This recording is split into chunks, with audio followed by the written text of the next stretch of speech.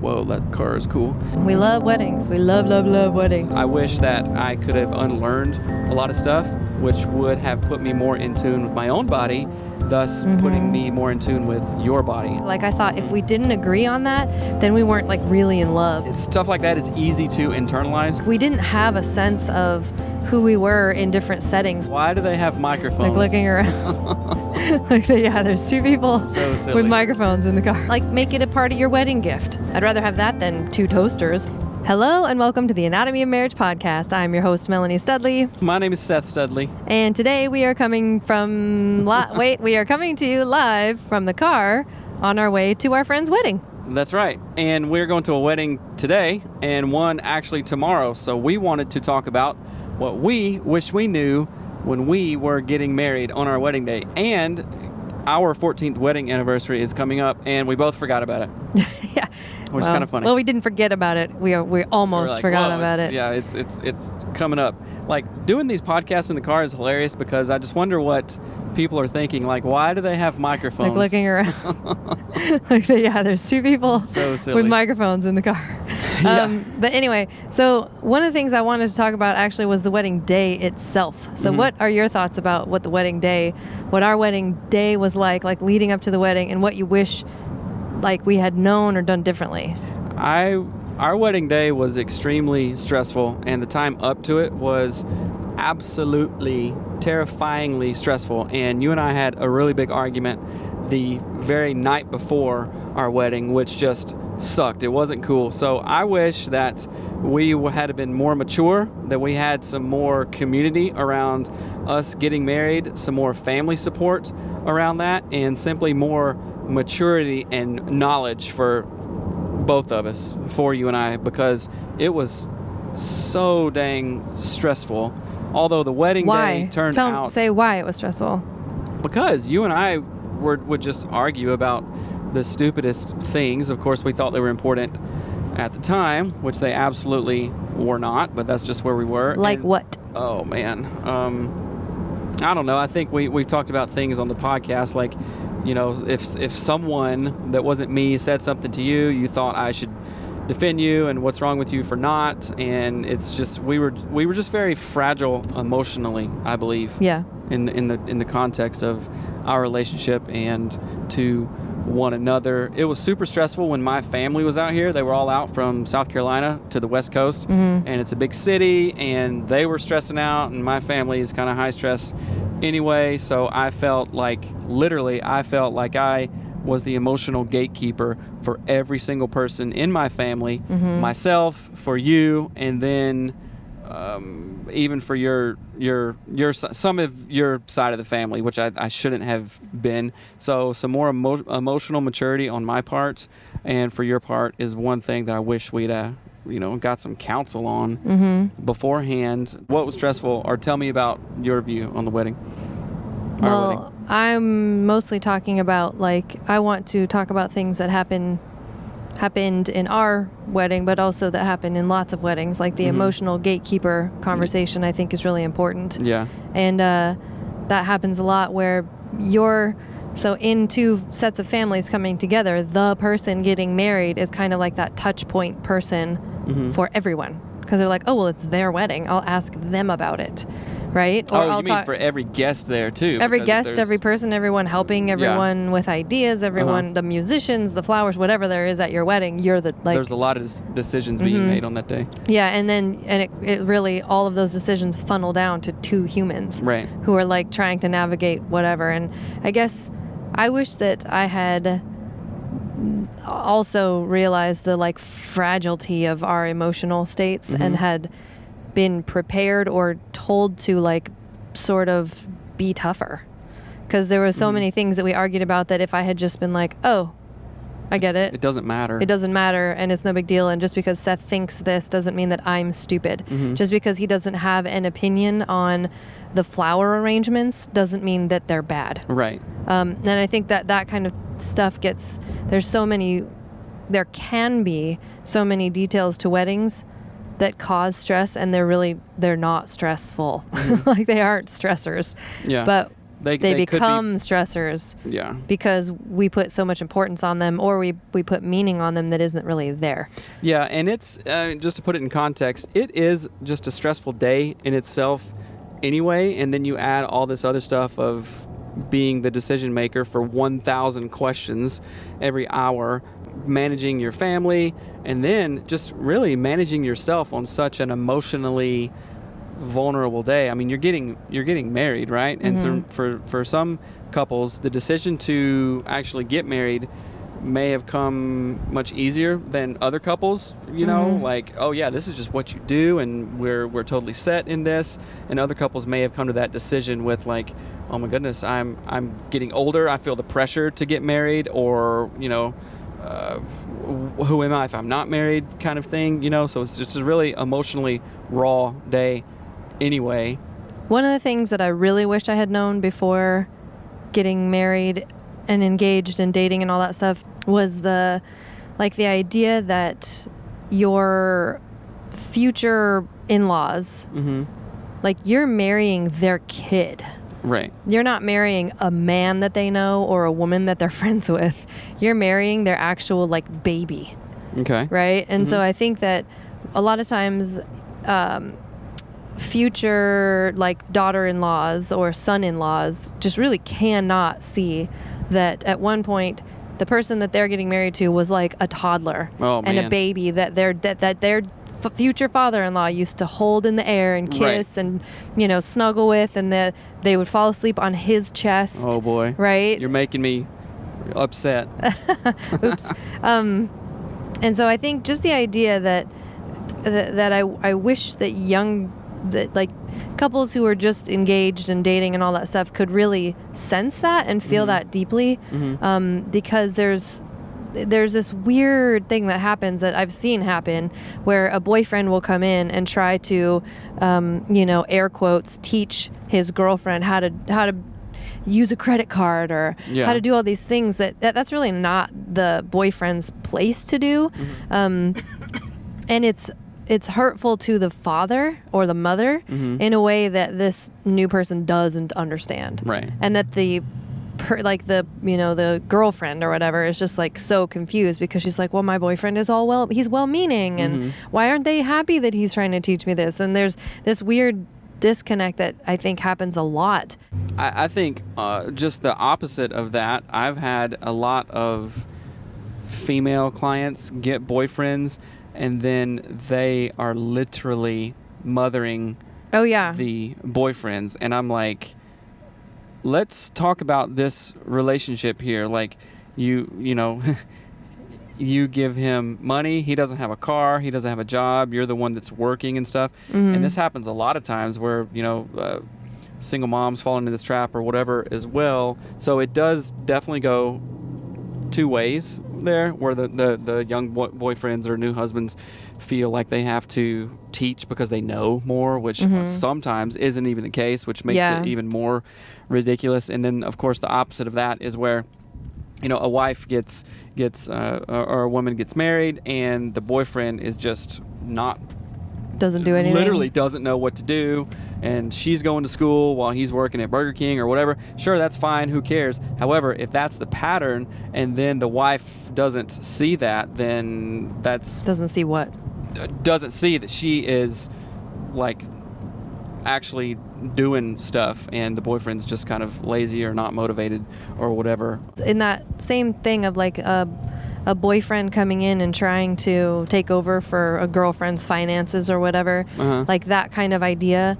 I do think it would be beneficial if both families could think of, I mean, this might work in certain settings where, like, if the new boyfriend was like, oh, we should get a credit card, which don't do that, but if that was something that you were talking about, or we should get a house, or whatever it is.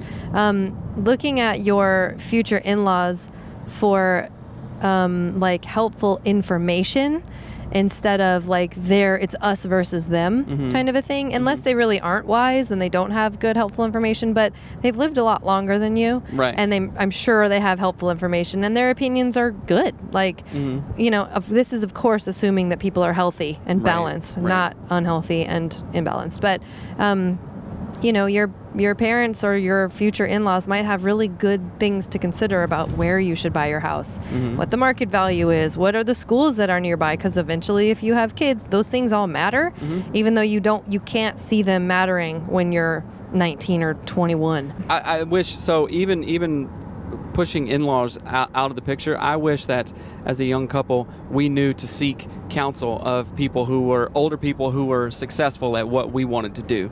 You know what I'm saying? So if you find yourself in a situation where your in-laws maybe aren't in a good place or aren't that healthy, then sure, take the advice, but be judicious about it and wise about it, but then go seek other older folks. If someone is financially pretty well off, go ask them what they did. What are your spending habits? What are your saving habits? And if you or even their home feels like their home is kept the way you'd like to keep your home, or they're just like maybe they treat their spouse in a way that you go, oh man, that's the kind of marriage I want. Right. Go find them and ask them, like, what is it that you do? What did you have to do differently, or what things did you learn? And they'll be happy to tell you. And and like make it a part of your wedding gift. My present to myself is asking this person what they did. I'd rather have that than 2 toasters or something. That's right. As far as communication stuff goes, I think that I just thought, like we've talked about this before, but like fruit salad and fruit smoothie stuff, I just thought we needed to think the exact same thoughts and feel the exact same feelings about every single thing. Like everything from the clothes that I wore or you wore or the places we ate for dinner. Like I thought if we didn't agree on that, then we weren't like really in love or something. There was some conflict going on. Yeah, I thought, oh, he doesn't like the music I like. Oh my gosh, well, what am I going to do? Like that's a judgment on me, or that, whatever. And it was just really dumb and really not helpful whatsoever. Yeah. That, so the idea of the fruit salad, let each piece be what it is. Let the pineapple be the pineapple, and the apple be the apple, and the watermelon be the watermelon. You don't need you put them together and they taste good, but not all the time. Yeah. Right? So it's just, I think that was a huge part of it. And really not investing so much of your personal value and emotional well-being in the other person. Yeah. Which sounds weird because you want to, because you're in love with them, but I would think of it like I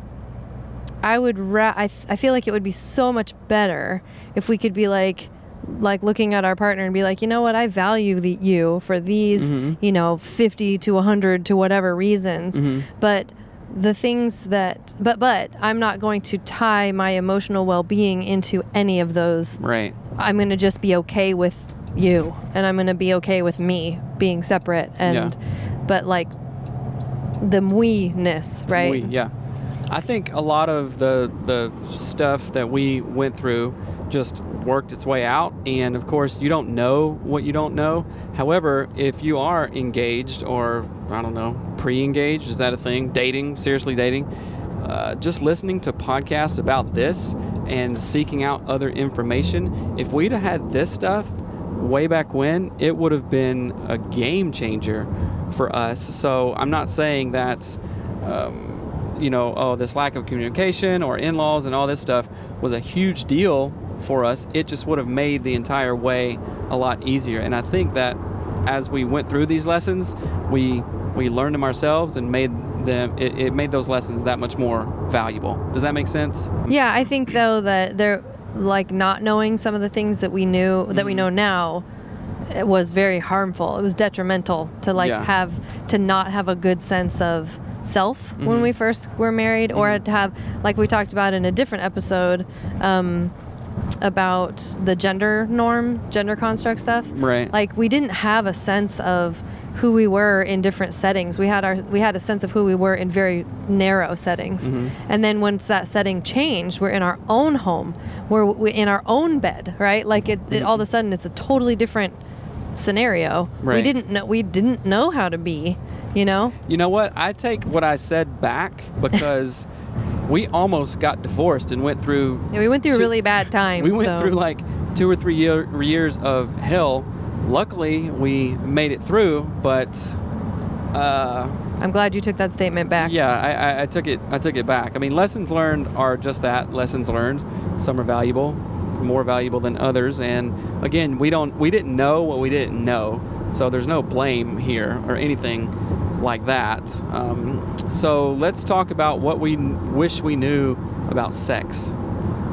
I wish that I had like a better idea of it not being, I mean, I guess I just thought I wish I had known everything that Tina said in the sex series. Oh man. Like, yeah, me too. like the idea of sex as being connecting and not just something you have to do. Because I think for a lot of women, sex is like a task. It's like a chore, and it doesn't. And because there's not this sort of bigger picture around what sex is in a marriage and how it can be really great, oftentimes sex for women can be unpleasant.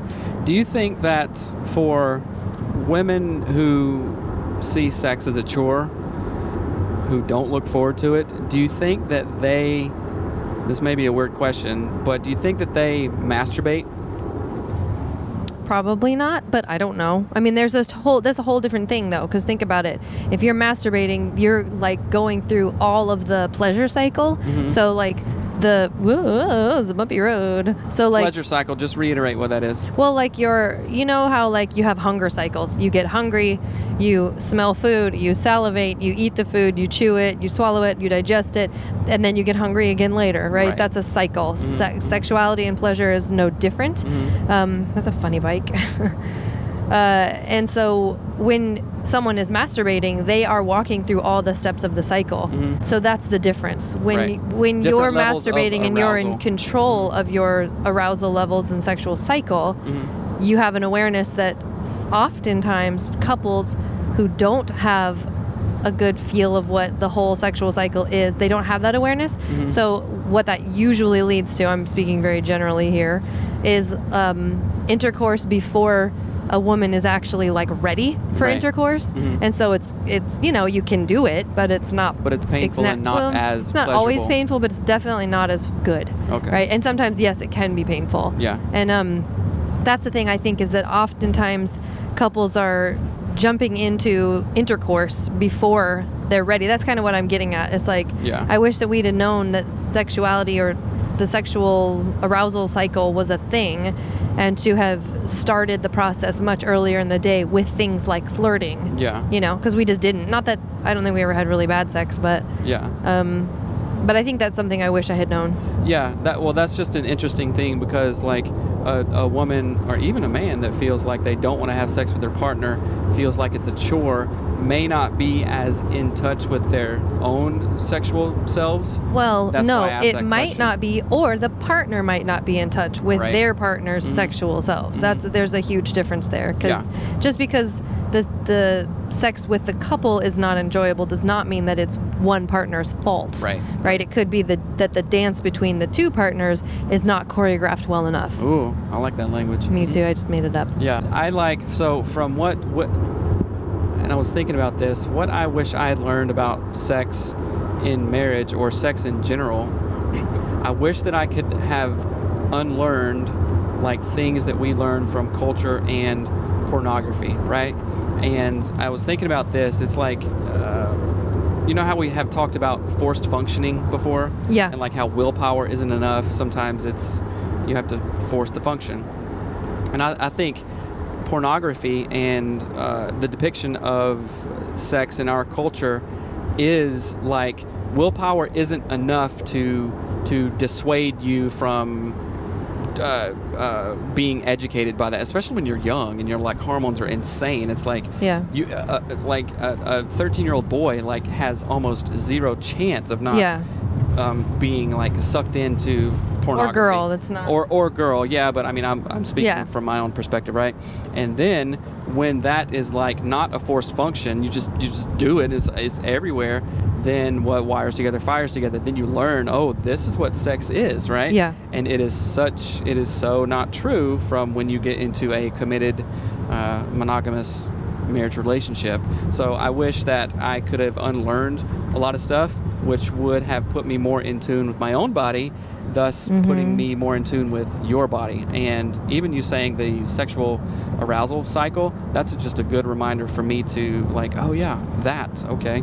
Yeah. And how that plays into foreplay and like different stages of sex and stuff like that. And too, a part of that too, like the understanding the sexual arousal cycle, and like you're saying, the sort of what wires together, fires together, or fires together, wires together ideas is, and this is going to sound really weird, but a lot of times couples, when they're first married, they just think that sex is about sex. Now, this might sound weird, but as your relationship changes and you sort of tap out of that phenylethylamine phase, sex becomes something different.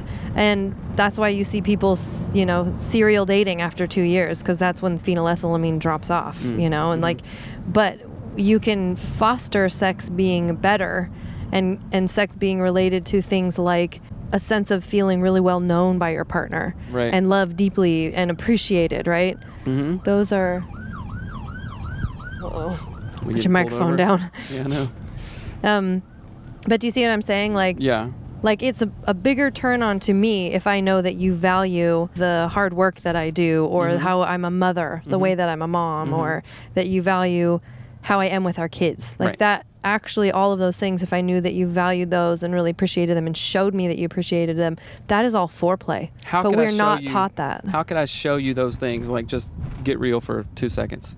Just think little things like if you value how I've been with the kids all day and how I've been a good mom or whatever, you could say, I appreciate this. It means a lot to me. I'm going to help you out because of, the way that you've put into this marriage. I'm going to also put in, and I'm going to put the kids to bed and clean their room or whatever it is. Right. It's like really simple. Or wash dishes. Like, I mean, sure, washing dishes isn't your responsibility. But, ooh, yikes. However, me just making the time to like, oh yeah, like we've the sticky note episode, how you were talking about, and how helpful that was for me. And if it's not too much work for you to do, then that works great. I'm more than happy to do whatever task you put a sticky note to. And I don't think I ever did that for you either. I know you would be happy to do it as well, but I just really like that idea because it takes the guesswork out. Yeah. And it also places, hey, if you want something emotionally, you need to let your feelings be known, because no one is a mind reader. And I think early on, I wanted you to read my mind, you wanted me to read your mind, and what did we have in that? Just a communication nightmare and hurt feelings all over the place. So going back to that sticky note intervention is really...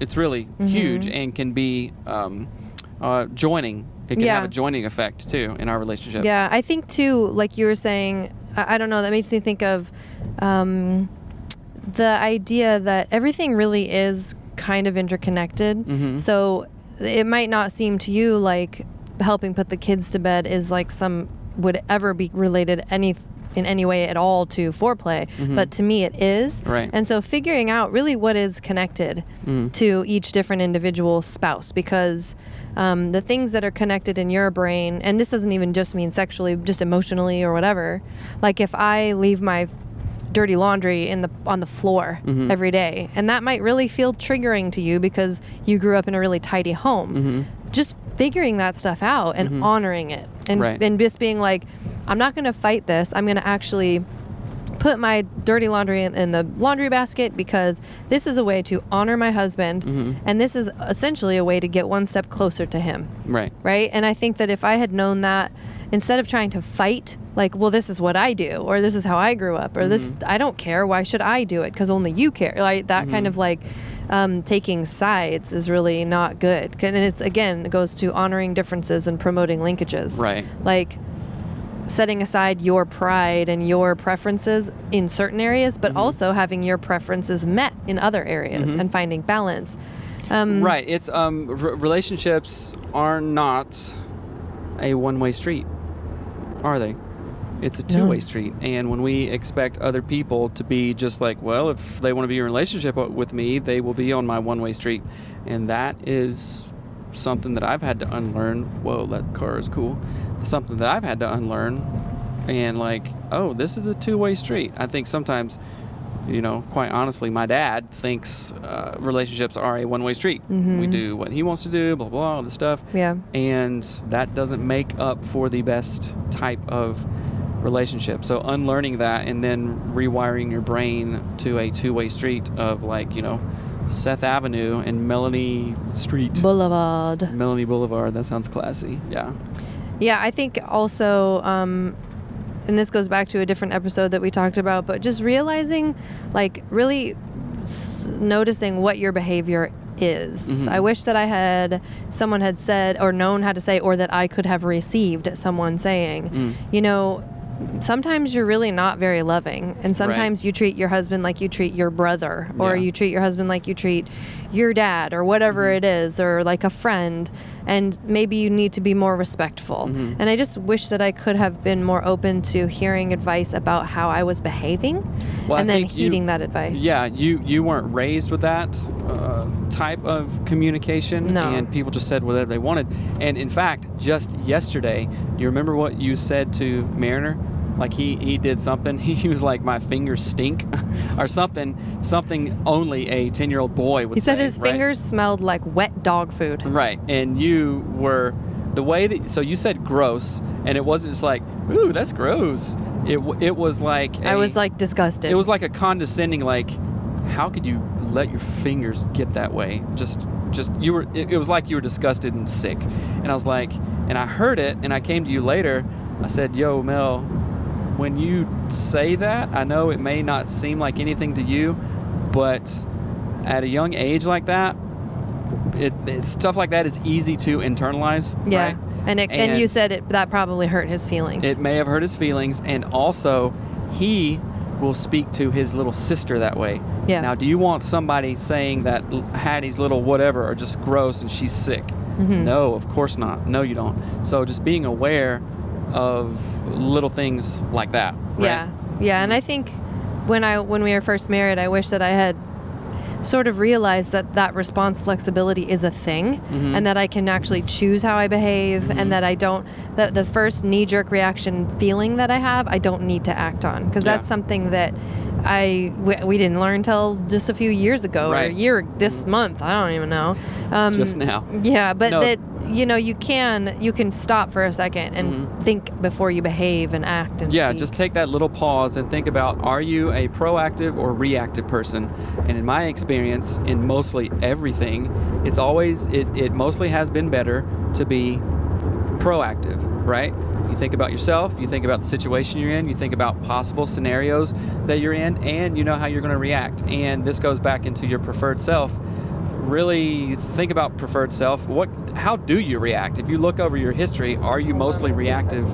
Are you proactive, right? You or I were very reactive to that. So stop, take a pause, evaluate who you are, how you want to be, and then what is actually going on, and you'll find yourself creating a proactive lifestyle for yourself and for your relationship. And I think these are, as we wrap up, I think these are just a couple of things that we wish we knew in marriage. I hope the couple that we're going to see wedded today listens to the show and is very helped. And then the couple tomorrow, which I know the couple tomorrow will listen. So what's up, Red and Krista? Hey.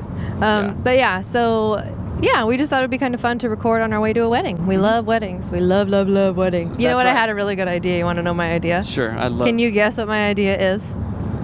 After the sentence, I love weddings. What do you think my idea is? I don't know. I thought of Oprah. Weddings!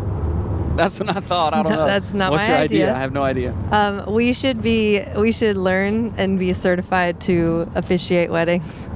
You mean become ordained? Yeah, we could. So before we forget, this show is sponsored by MarriageSupply.com. Please go to MarriageSupply.com for marriage enhancement needs, trust me, it's fun. If you don't know about this stuff, go over there. It's classy, it's clean. I'm trying to show. And it is private. Look at how great. And well, I'll just do a little monologue. So this is the great state that we live in, going through Seattle. Also, if this is considered therapy to you, please go to patreon.com/anatomy of marriage to consider supporting the show. Patreon.com/anatomy of marriage. And as always, we love you guys. And also, as always, send us your questions, comments, anything you want to know about us, about what we're doing, or if you want some marriage advice or different insights, send us emails at anatomyofmarriage@gmail.com, and we will answer literally any question. I don't think that there has been a comment or question on Facebook or email that we haven't responded to and answered with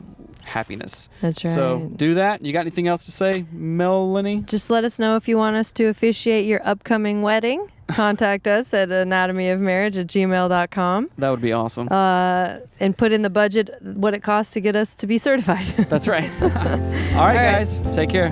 Bye. Later.